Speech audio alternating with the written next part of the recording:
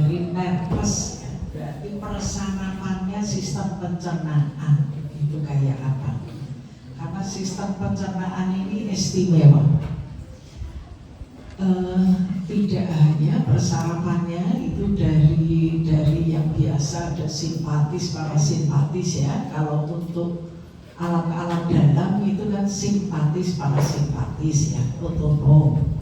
Tapi kalau untuk otot, sarafnya namanya apa deh? Saraf untuk otot, untuk perototan rangka kita,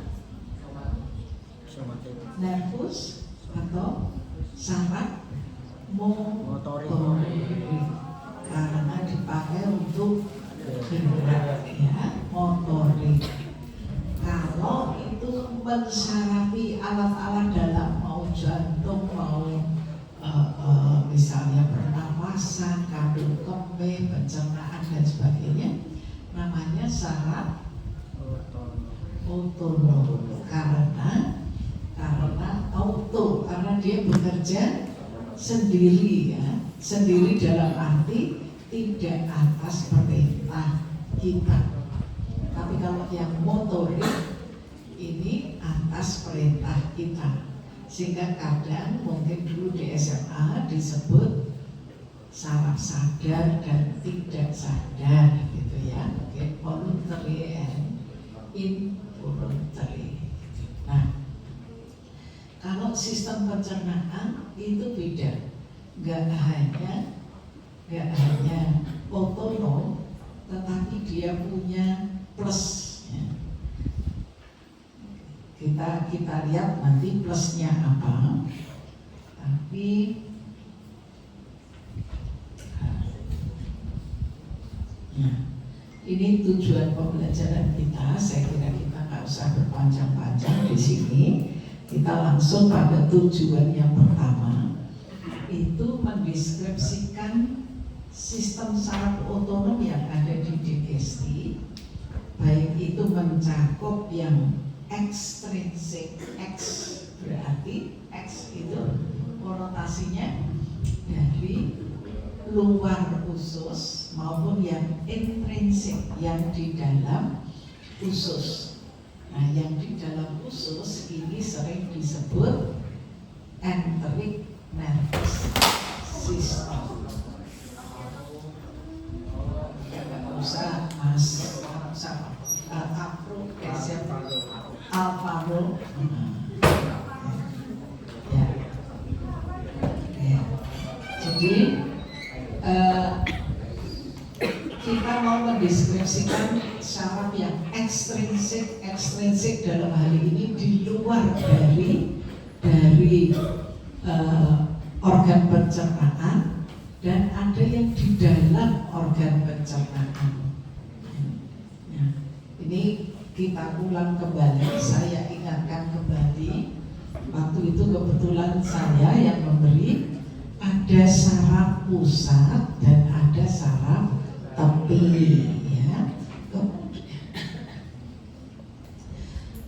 Saraf tepi itu yang sensorik, pokoknya berasal dari tepi, diberikan ke pusat dulu. Setelah di pusat itu dianalisis, kemudian ada eferen ya. Yang masuk itu aferen, yang keluar eferen. Nah, sekarang yang keluar eferen ini bisa ke arah, kalau dia ke otot rangka, maka dia tadi disebut nervus motorik. Kalau dia ke alat-alat dalam, ini disebut sistem saraf otonom ya. Otonom itu bisa simpatis dan bisa parasimpatis. Dia ke otot polos, kalau ini ke otot lurik. Dia ke otot polos dan otot jantung. Tapi lihat, yang khusus untuk organ pencernaan, ada tambahan lagi, yaitu rangsangan yang ada di dalam saluran cerna, yang nanti sistem sarafnya itu berada di antara otot dan di mukosanya saluran cerna. Mungkin kita langsung dulu lihat di mana toh itu gitu ya. Kayaknya ada gambar, sebentar, agak ke bawah deh. Nah ini deh. Saya besarkan ya supaya ada semua. Nah ini dari luar iya, tetapi yang ada di dalam itu apa toh? Ini deh, kecil-kecil plexus ini deh, plexus ya. Ini saraf. Dia ada sel-sel neuron di situ. Sebenarnya sangat menarik. Kejadiannya pada saat embrio kita berada di kandungan, itu yang saraf di otak itu kemudian ada yang di otak, kemudian ada yang semacam bermigrasi gitu. Dan migrasinya itu ke saluran pencernaan. Nah, kita melihat kalau yang berada di nyisip di otot di pencernaan itu ada yang memanjang, ada yang melingkar. Nah, di antara yang memanjang dan melingkar itu di situ terselip sel-sel neuron yang ngumpul ya, yang disebut plexus. Nah, plexus yang berada di antara otot itu disebut plexus mienterik ya, mienterik karena berada di antara otot. Kalau yang kemudian berada di dasarnya mukosa, maka disebut plexus submukosa. Nah, inilah kehebatan atau kelebihan dari sistem pencernaan. Persarafannya tidak hanya dari simpatis dan parasimpatis, tetapi juga dari plexus ini, plexus mientericus dan plexus submucosa. Tentu dari sini sudah agak kelihatan kalau yang berada nyisip-nyisip di otot itu pasti efeknya untuk pergerakan otot, peristaltik, mobilitas. Yang berada di submukosa ini ya, di dasarnya mukosa ini pasti dipakai untuk sekretorik, untuk mengeluarkan mukus ya, mengeluarkan mukus. Jadi dua plexus ini kerjanya berbeda. Yang satu untuk gerakannya otot pencernaan, yang satu mengeluarkan berbagai enzim cairan yang dikeluarkan oleh pencernaan. Ya. Nah, kita kembali ke yang awal tadi. Ya.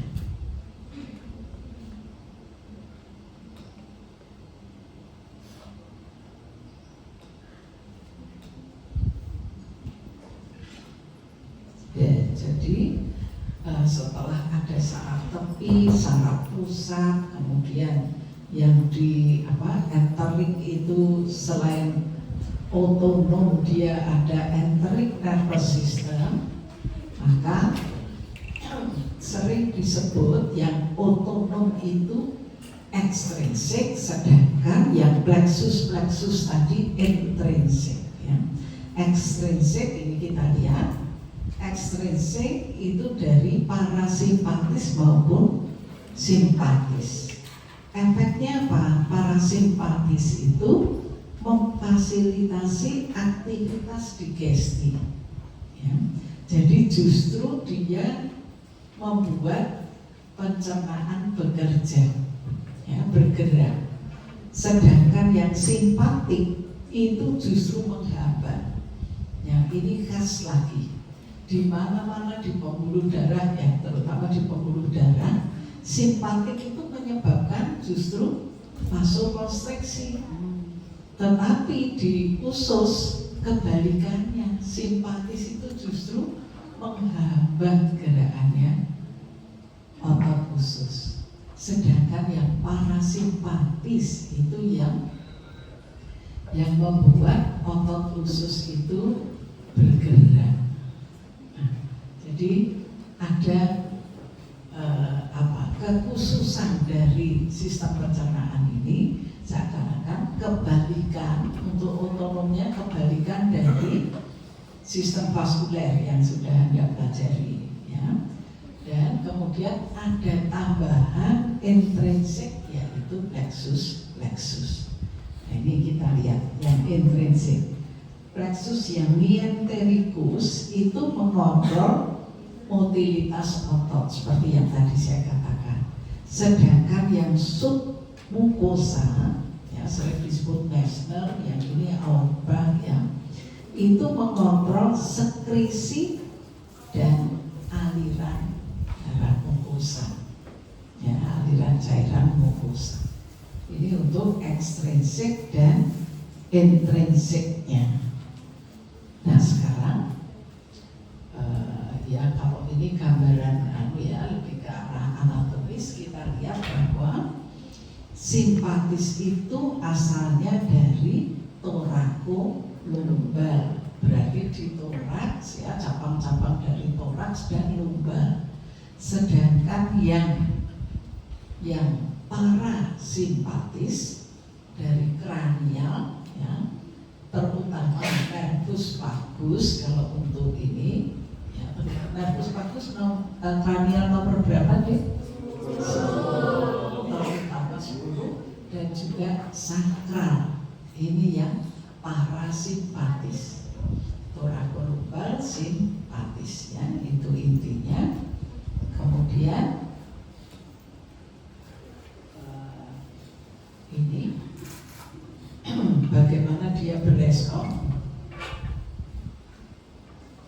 Jadi pengaruh eksternal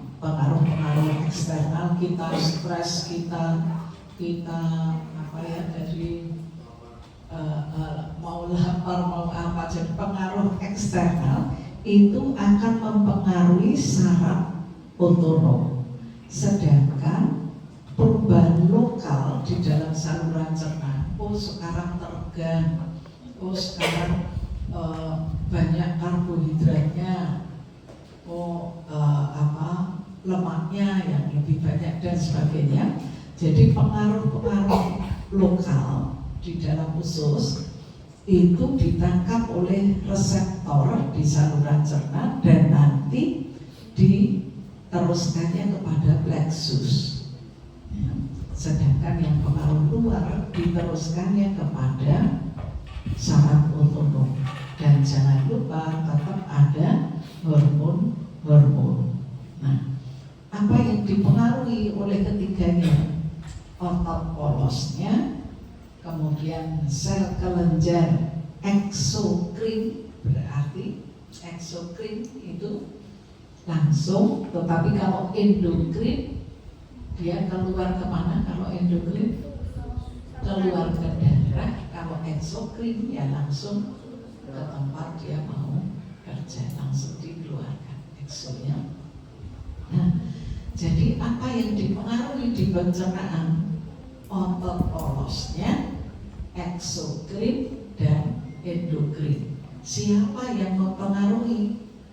Dari luar itu melalui saraf otonom. Saraf otonom tadi terdiri atas apa kan? Simpatis, parasimpatis. Dan dari dalam, perubahan dari dalam ditangkap reseptor, diteruskan ke saraf yang intrinsik. Ada apa tadi di situ? Plexus mientericus dan plexus apa sih? Submukosa. Mientericus dan submukosa. Ya. Nah, yang dipengaruhi kemudian 3 organ ini, otot polos, eksokrin dan endokrin. Ya, sekarang berikutnya. Nah, karakteristik simpatik dan parasimpatik. Ini terutama yang dicerna di saluran pencernaan ya. Ini kita lihat parasimpatis fungsinya justru stimulasi pencernaan. Padahal kalau di jantung simpatis itu membuat stimulasi jantung sehingga frekuensi denyut akan nambah. Tapi di pencernaan justru stimulasi itu terjadi karena parasimpatis dan simpatisnya inhibisi, penghambatan. Ya, ini yang perlu diingat. Jangan kebalik besok kalau ada soal ya, karena kemarin vaskuler kita sudah belajar sampai ke dalam. Nah, praganglionnya kalau parasimpatis itu panjang. Kalau simpatis itu pendek dalam arti, jadi kan saraf itu melewati ganglion baru sampai ke efektor. Nah, kalau yang parasimpatis praganglionnya pendek, tetapi kemudian mau sampai ke efektor masih cukup panjang. Berbeda dengan yang simpatis itu praganglionnya, kalau parasimpatis praganglionnya panjang, kalau simpatis justru yang pendek. Nah, postganglionnya kebalikan, itu sudah jelas. Nah, ganglionnya ada di mana? Ada di dinding usus ya. Ini tadi plexus yang ada di entrik di pencernaan. Itu untuk parasimpatis. Kalau yang simpatis itu ganglionnya ada di paravertebra. Para berarti samping, sampingnya vertebra. Neurotransmitternya kalau parasimpatis baik praganglion maupun postganglion semua pakai ACH. Apa itu ACH? Asetilkolit ya. Kemudian tapi kalau simpatis pranya asetilkolit, postnya itu norepinefrin atau noradrenalin ya. Nah, sumber sarafnya parasimpatis tadi seperti saya katakan ada nervus vagus dan nervus di sakral yang kemudian dia menyatu menjadi splanchnicus plexus. Ini juga plexus karena menyatu, jadi splanchnicus ya, berada di pelvis. Apa itu pelvis? Panggul ya. Ini simpatis itu di splanchnicus, terutama pada thoracalis dan lumbalis, atau kadang thoracolumbar, itu menjadi lebih gampang ya. Nah sekarang kita bedakan yang plexus mesentericus, tapi yang superior yang di atas dengan yang di bawah. Atas bawah itu apa toh? Atasnya pencernaan itu usus halus, kemudian sekum pas mau perpindahannya itu, kemudian kolon yang ascenden dan transversum proximal. Sedangkan yang bawah, yang dimaksud bawah adalah kolon descendent, sigmoid dan rectum yang proximal. Nah, ini atas bawahnya di pembagiannya seperti itu. Sekarang kita lihat kalau simpatis kayak apa. Ini ada di thoracolumbar 5 sampai lumbar 2. Sedangkan yang inferior itu dari lumbar 1 ke lumbar 2, jadi di bawah. Kalau parasimpatisnya dari nervus vagus, itu kalau yang atas. Yang bawah dari nervus pelvic splenikus, ya, wajar kalau yang atas masih dipersarapi oleh nervus cranial, nervus vagus, tapi yang bagian-bagian bawah itu oleh splenikus. Itulah sebabnya, mohon maaf, ini praktisnya ya, kalau kita kesulitan buang air besar, rasanya sudah di bawah tapi kok nggak mau keluar, itu kadang dipencetnya, ditekannya di daerah sakral, di panggul, ya, paravertebra, di samping-samping vertebra itu silahkan ditekan, nanti akan motilitas ada, sphincternya rileks sehingga pengeluaran menjadi lebih gampang, ya. Itu kalau sudah berada di bawah. Tapi kalau nggak mau buang air besar tapi rasanya masih di atas, berarti nervus vagus yang harus kita stimulasi. Di mana nervus vagusnya?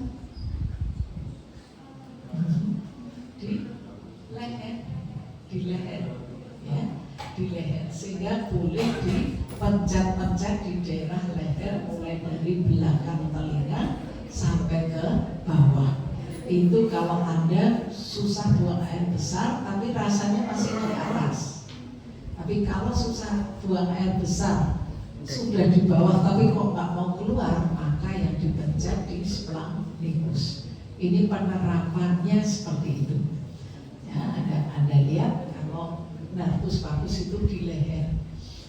Sehingga kalau taekwondo, ada atlet taekwondo di sini.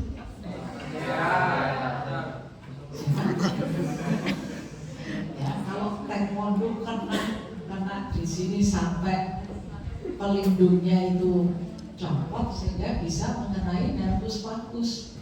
Apa yang terjadi? Semacam pingsan. Kalau nervus vagus di jantung, dia membuat apa?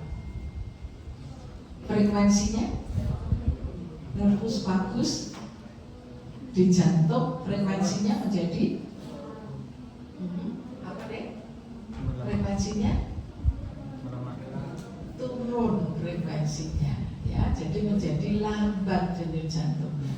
Sehingga saya kalau ada yang kena, cek nadinya. Kalau nadinya melambat, ini tadi kena nervus vagus, ya. Dulu ada dokter senior saya, sudah almarhum waktu COVID, ya. Kalau pencak silat, ya, kena entah itu di kemaluan atau di mana, kan nyeri sekali sehingga parasimpatis yang kemudian tertekan, terstimulasi pada akhirnya. Nah, kalau itu parasimpatis berarti turun nadinya, ya. Nah, kalau frekuensi denyut jantungnya turun, dia akan tendang di bagian di atas dubur itu ditendang. Nanti frekuensinya naik dan semacam tersadar kembali begitu, ya. Nah, tapi juga ada pencak silat itu sering menipu dalam tanda petik, karena kalau dia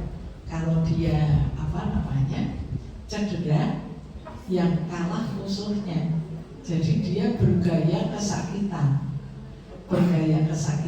cekengnya ya nadi, betul kesakitan apa enggak. Kalau nadinya enggak melambat, ya, nadinya cepat, ya ini hanya penipu. Nah, ini supaya Anda ingat aplikasinya simpatis parasimpatis itu kayak apa. Kembali kita ke pencernaan, ya deh. Nih, kemudian neurotransmitternya seperti tadi, ya, noradrenalin atau norepinefrin itu untuk plexus, baik yang atas maupun yang bawah. Kalau yang parasimpatis itu asetilkolin, baik ke atas maupun bawah.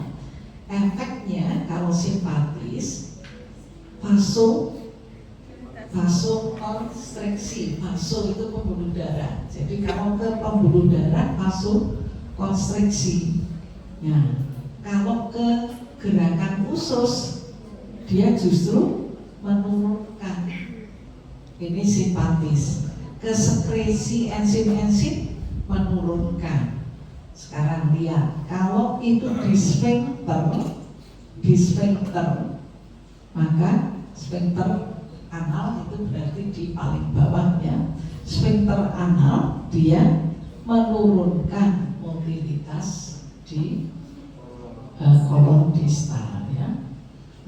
Kalau untuk sphincternya justru kontraksi. Ini simpatis. Nah, parasimpatis kebalikannya. Mobilitasnya naik, sekresi enzim naik, ada vasodilatasi meskipun nggak terlalu banyak, jadi vasodilatasi ringan. Sedangkan di sphincter ini ada relaksasi dari sphincter, padahal mobilitasnya naik. Itulah sebabnya kemudian ususnya dorong ke bawah, sphincternya rileks sehingga gampang keluar itu feses ya. Jadi kenapa kok tadi di bagian panggul dipencet supaya parasimpatis terstimulasi, ada gerakan dan sphincternya rileks sehingga ada gerakan mendorong ke bawah ya. Nah, ini target organnya sudah saya sebutkan tadi. Kalau yang atas itu ya sampai pada transversum yang proksimal, sedangkan yang bawah ya lanjutannya ada yang descending, kemudian sampai ke sigmoid dan rektum ya. Rektumnya proksimal karena rektum yang bawah itu masuk pada sadar ya. Nah, sekarang fungsi utamanya regulasi pencernaan dan absorpsi nutrisi itu kalau yang atas. Kalau di bawah fungsi utama dia adalah untuk defekasi. Defekasi apa toh? Defekasi di buang air besar ya. Ya, sekarang ini ekstrinsik sebenarnya seperti tadi, nggak usah terlalu detail. Ini yang intrinsik. Ini intrinsik itu ada sel sekretori, ada sel endokrin, dan ada reseptor-reseptor, baik itu mekanoreseptor maupun kemoreseptor. Ini letaknya di mukosa ya. Di mukosa itu ada sel sekretori, berarti sel yang mengeluarkan enzim dan lain-lain, ada sel endokrin ya, dan juga ada reseptor. Mekanoreseptor berarti reseptor ke arah mekanis ya. Dia ini usus pas teregang apa tidak, nah itu mekanoreseptor ya. Jadi gerak mekanisnya usus. Sedangkan kemoreseptor berarti kimiawi yang ada dalam usus. Ini makanannya dominan karbohidrat, dominan lemak, atau dominan protein. Nah itu ada reseptornya di mukosa. Sekarang kita lihat yang di submukosa ada plexus ya, dengan efek-efeknya. Nanti Anda boleh lagi. Kemudian ada otot yang sirkuler, ada otot yang longitudinal, kemudian diantaranya ada plexus yang mienterikus dan seterusnya. Oke. Sekarang sampai tujuan pembelajaran pertama dulu, ada yang ditanyakan? Belum? Kalau belum, kita lanjut ke tujuan pembelajaran yang kedua, ya, inervasi dan sebagainya. Oke.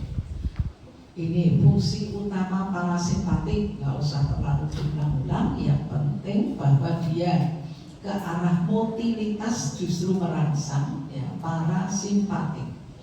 Ke arah sekresi dia meningkatkan, ke arah sphincter pintunya, ya, dia ke arah relaksasi, dan ke pembuluh darahnya dia vasodilatasi. Kenapa kok dia vasodilatasi? Kalau di situ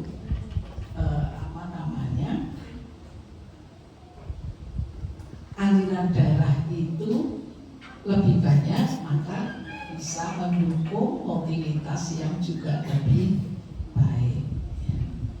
Nah, sekarang parasimpatik itu tadi di nervus vagus dan juga di nervi di pelvic, ya, splenikus yang di pelvic. Pelvic di panggul terutama sakral 2 sampai sakral 4, S2 sampai S4. Nah, vagus itu lebih memberi inervasi kepada esofagus, lambung, hati, pankreas, usus halus, kolon ascendens, dan transversum. Jadi bagian atas. Sedangkan yang pelvic ini memberi inervasi ke kolon descendens dan seterusnya sampai pada rektum yang bagian atas, ya. Sekarang jenis neuron parasimpatik tadi ini, ya, nanti boleh dibaca sendiri, ya, tetapi ini detailnya saya nggak usah terlalu dalam nanti supaya Anda nggak penuh gitu, ya. Jadi ini kalau yang kolinergik yang mengeluarkan asetilkolin tadi. Tapi kalau yang mengeluarkan neuropeptid ini lebih ke arah relaksasi otot dan merangsang pelepasan hormon terutama gastrin. Nah, sekarang refleks vagovagal, jalur aferen berarti masuk. Ini sensoriknya dari saluran cerna, ya. Dari saluran cerna kemudian jalur eferennya dikirim kembali ke saluran cerna. Kalau itu nervus vagus berarti ke arah bagian atas, ya. Jadi efeknya relaksasi reseptor lambung saat makanan masuk. Ada pengaturan mobilitas juga, ya. Nervus vagus tadi simpatis apa parasimpatis? Parasimpatis, ya, parasimpatis. Sehingga kalau Anda misalnya ada yang sakit mah, kayaknya cukup banyak nih di kedokteran, ya, yang sakit mah karena stres, silakan pijat dulu di sini, pijat telinga, ya. Untuk parasimpatisnya keluar, kita akan menjadi lebih rileks, ya. Nah, sekarang integrasi dengan enteric nervous system. Tadi sistem parasimpatik dari vagus tadi itu bisa bekerja secara langsung maupun tidak langsung. Tidak langsung itu artinya dia bekerja sama dengan ENS, enteric nervous system, untuk menginervasi otot polos maupun kelenjarnya, ya. Efek parasimpatik itu sebagian besar memang dimediasi oleh enteric nervous system. Efeknya apa di esofagus? bagus, membuat peristaltik di lambung, sekresi asam dan enzim, ada relaksasi dari fundus, kemudian pankreas, dia sekresi hati dan sebagainya ya. Di usus halus juga peristaltik, di sphincter cerna dia akan mengalami relaksasi. Intinya parasimpatis itu justru mendorong supaya orang gampang buang air besar ya. Sehingga kalau simpatisnya terlalu dominan, kita sulit buang air besar ya. Pas kita pindah tempat kadang ya, banyak orang ini kalau saya bawa atlet mesti problem nggak bisa buang air besar cukup banyak karena dia pindah tempat. Ini membuat ada sedikit kecemasan simpatis, dan inilah yang kemudian membuat ototnya, otot motilitas itu simpatis, berarti otot motilitasnya turun, sphincternya justru kuat kenceng ya, jadi kan susah mau dibuang ya. Yang kedua ada respon. Kalau belum, kita lanjut ketiga ya, efek dari yang simpatik.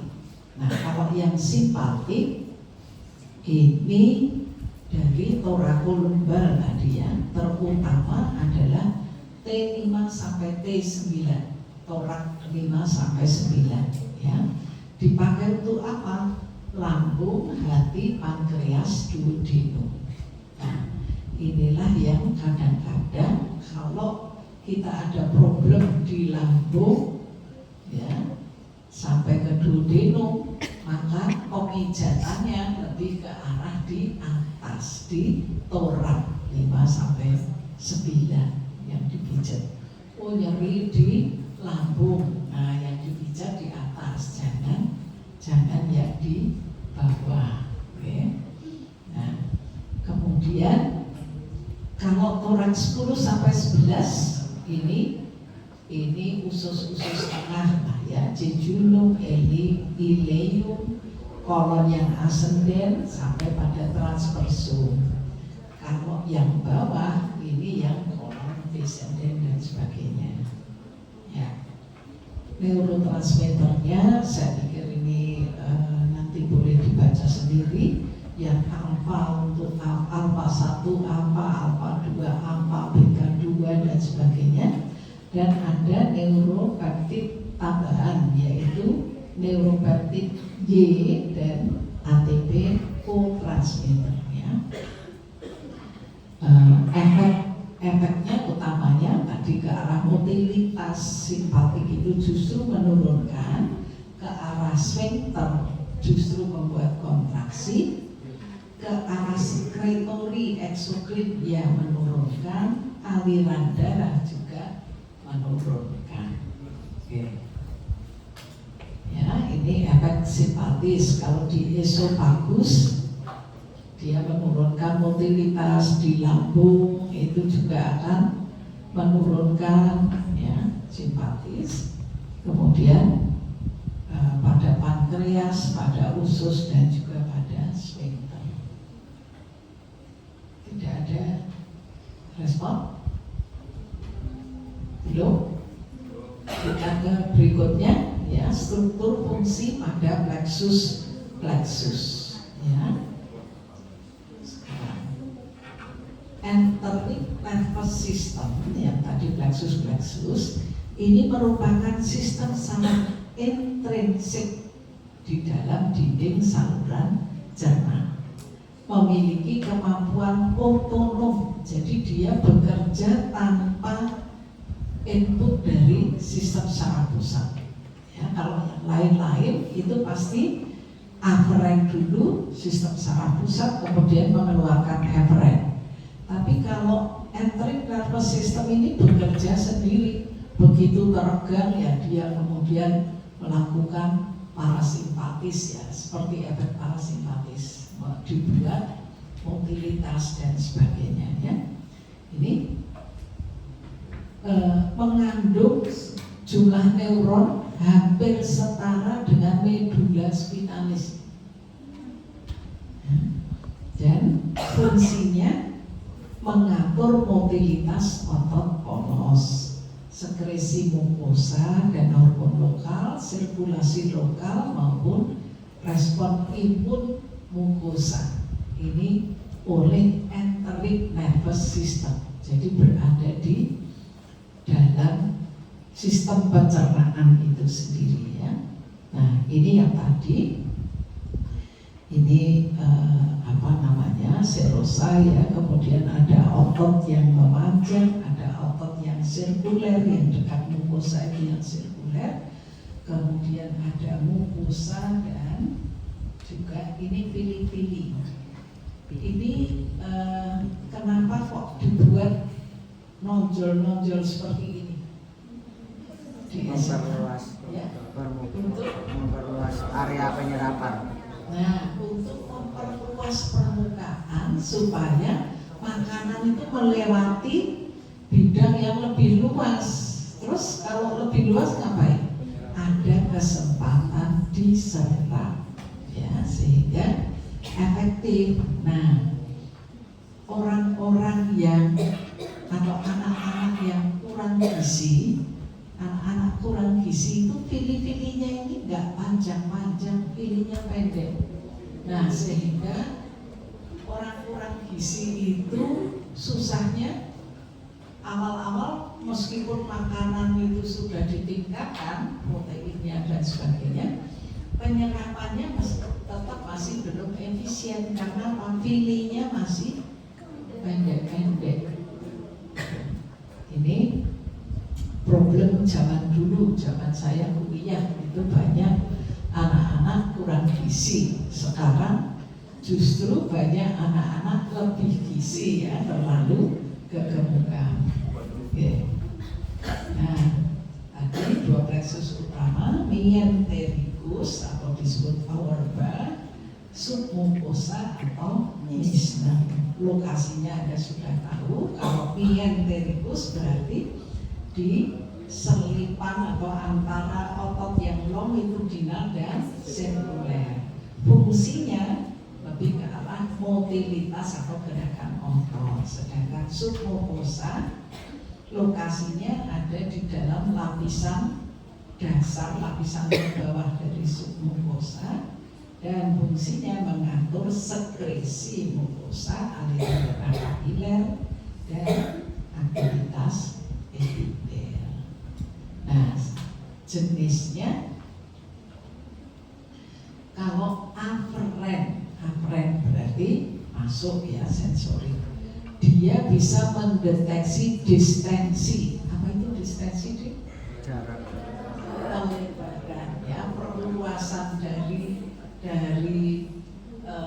lumen usus itu terdeteksi oleh yang neuron aferen. Jadi ENS itu tetap ada aferen dan ada interneuron dan ada eferennya, persis seperti di otak itu, tapi letaknya di usus. Ini sangat khusus ya. Jadi dia bisa mendeteksi peregangan dari usus, mendeteksi pH, tingkat keasaman ya, mendeteksi osmolaritas ya, lebih ke arah ya, bukan sekedar kekentalan ya,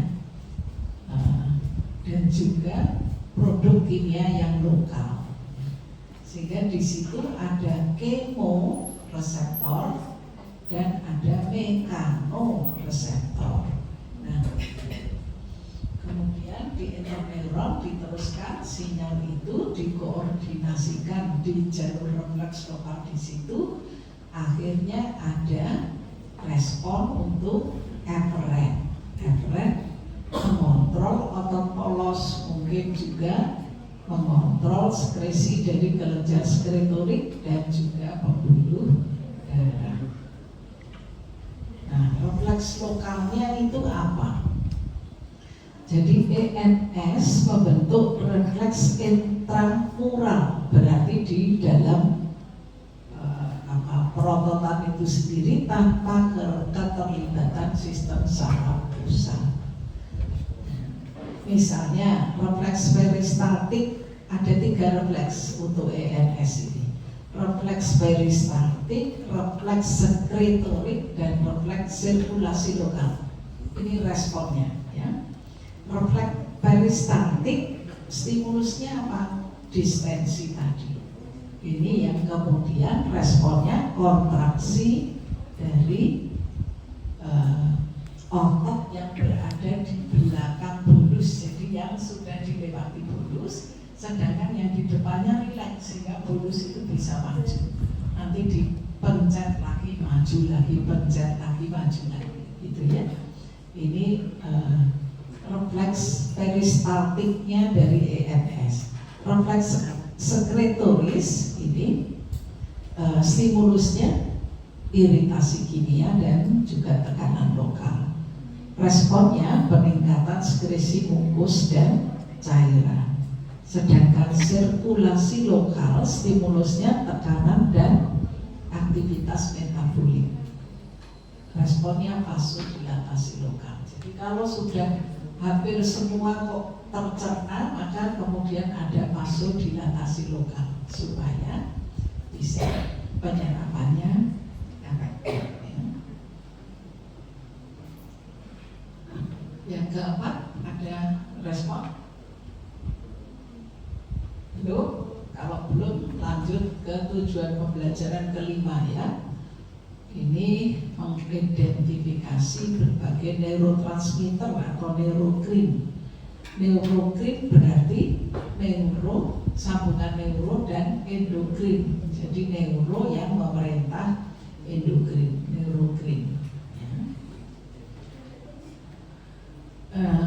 Yang pertama, konsep dasar sistem neurokrin. Sistem neurokrin ini merupakan salah satu mekanisme pengaturan fisiologis pada saluran cerna, di mana neuron melepaskan zat kimia, neurotransmitter atau neuropeptid ke ruang interseluler, berarti di antara sel-sel, atau ke sinaps untuk mempengaruhi sel target di sekitarnya secara cepat dan spesifik. Nah, sekarang zat kimia ini biasanya bekerja secara lokal dalam waktu singkat dan sangat presisi sesuai kebutuhan tubuh. Ya, jadi yang dikeluarkan begitu punya efek cepat dimasukkan lagi. Kayak waktu Anda mempelajari otot, ya, ada knotnya yang mengeluarkan vesikelnya mengeluarkan asetilkolin dan sebagainya. Begitu listrik sudah berubah, dia cepat-cepat dimasukkan kembali, dipompa kembali ke vesikel, ya, sehingga tidak pengaruhnya tidak berlama-lama.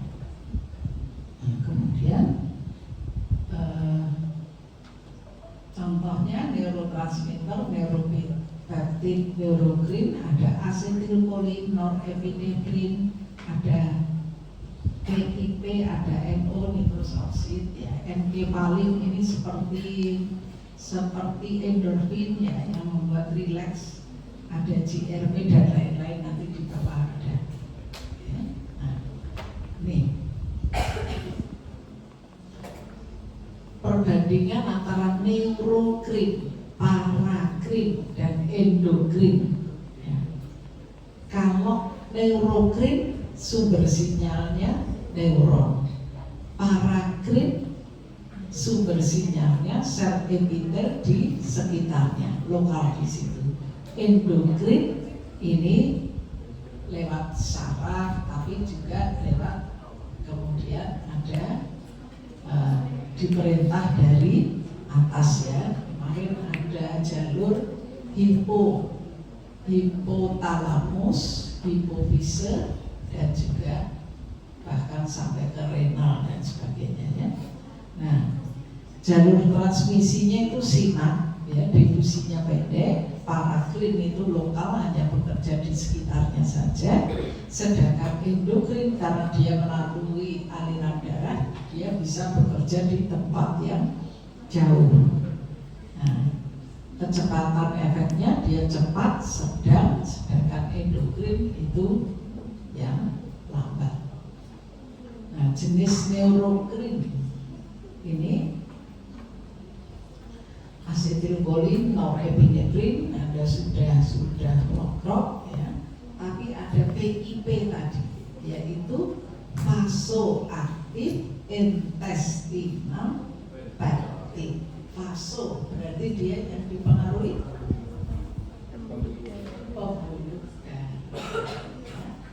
Kemudian GRP itu gastrin releasing peptid, ya, gastrin releasing peptid, rilis pelepasan, ya. Jadi ini yang dipengaruhi adalah pelepasan dari gastrin.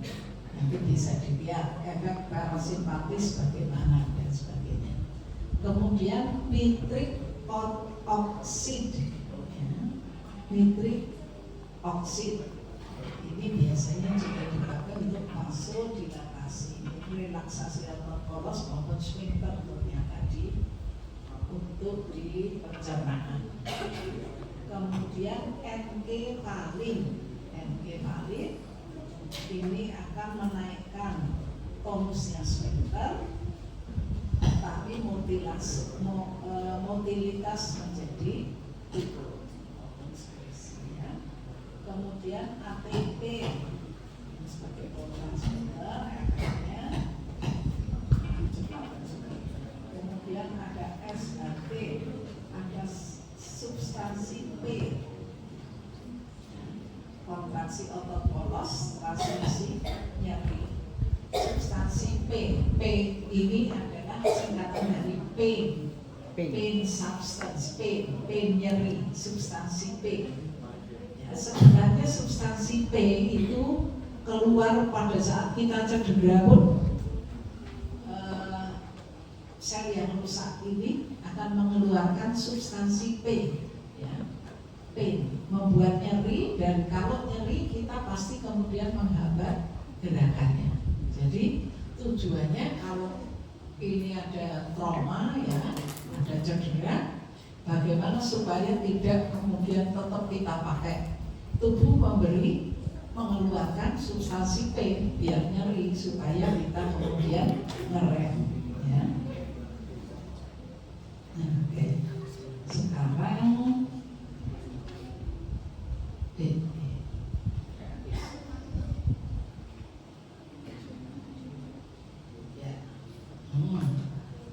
integrasi sistem saraf dalam regulasi digesti. Parasimpatis, simpatis, dan ENS seperti tadi sudah Anda ketahui perannya apa, target efektornya siapa. Nah, mereka itu bekerja sangat harmoni, ya, sangat terintegrasi, sehingga sekarang kita sedang belajar pun dia tetap bekerja tanpa mengganggu kita.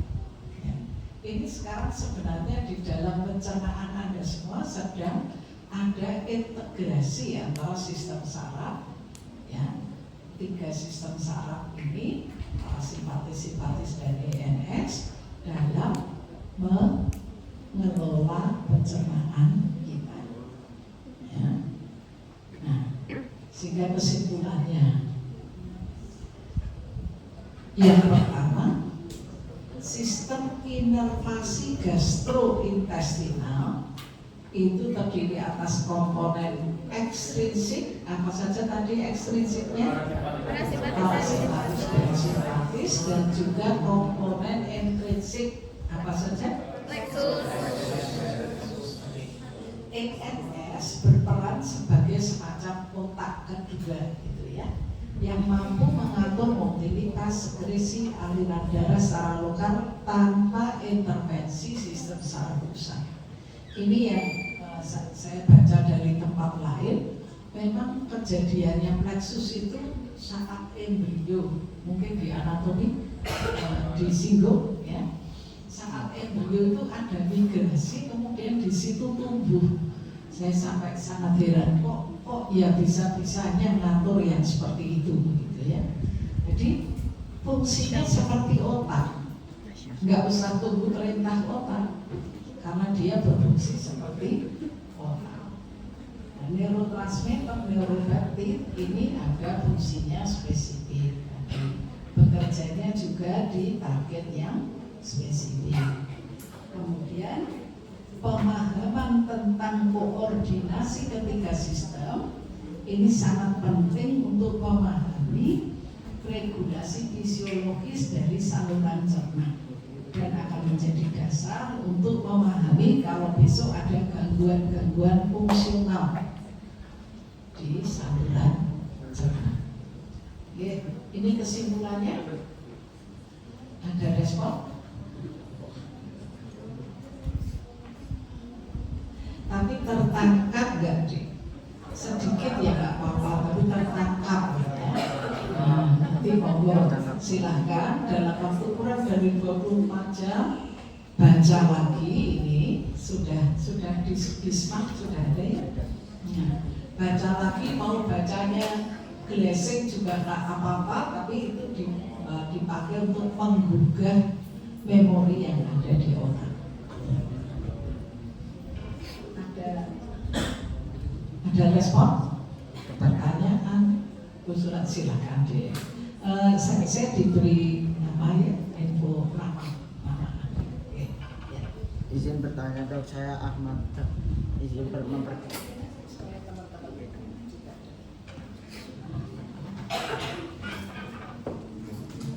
Selamat pagi dokter.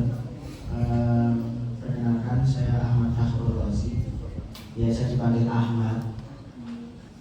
NIM belakang 007. Izin bertanya dok, untuk yang refleks lokal dalam ENS itu ada namanya refleks sekretorik.